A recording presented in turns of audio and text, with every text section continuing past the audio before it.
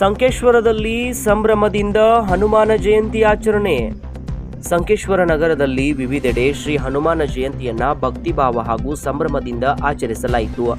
ಇದರಲ್ಲೂ ಹಳೆಯ ಪಿಬಿ ರಸ್ತೆಯ ಏಷಾಗೋಳ್ ಕಾಲೋನಿಯಲ್ಲಿ ನಡೆದ ಕಾರ್ಯಕ್ರಮವು ವಿಶೇಷವಾಗಿತ್ತು. ಕಳೆದ 12 ವರ್ಷಗಳಿಂದ ಏಷಾಗೋಳ್ ಕುಟುಂಬದ ವತಿಯಿಂದ ಇಲ್ಲಿ ಹನುಮಾನ್ ಜಯಂತಿಯನ್ನ ಭಕ್ತಿಪೂರ್ವಕವಾಗಿ ಆಚರಿಸಲಾಗುತ್ತಿದೆ.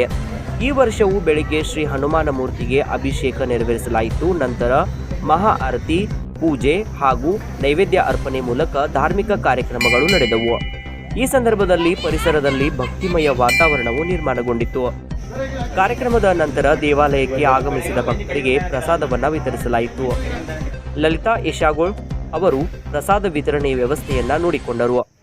ಮಧ್ಯಾಹ್ನ ನಡೆದ ಮಹಾಪ್ರಸಾದದಲ್ಲಿ ಸಾವಿರಾರು ಭಕ್ತರು ಸ್ವೀಕರಿಸಿ ಲಾಭವನ್ನು ಪಡೆದುಕೊಂಡರು.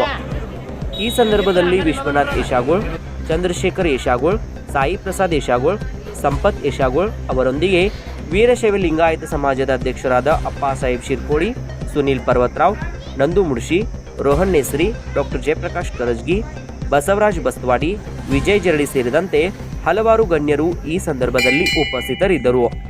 ಹನುಮಾನ ಜಯಂತಿಯ ನಿಮಿತ್ತ ಸಂಪೂರ್ಣ ಪ್ರದೇಶದಲ್ಲಿ ಭಕ್ತಿಮಯ ವಾತಾವರಣದಲ್ಲಿ ಮುಳುಗಿದ್ದು ಭಕ್ತರು ಹೆಚ್ಚಿನ ಸಂಖ್ಯೆಯಲ್ಲಿ ಭಾಗವಹಿಸಿ ಹಬ್ಬದ ಮೆರಗನ್ನ ಹೆಚ್ಚಿಸಿದರು.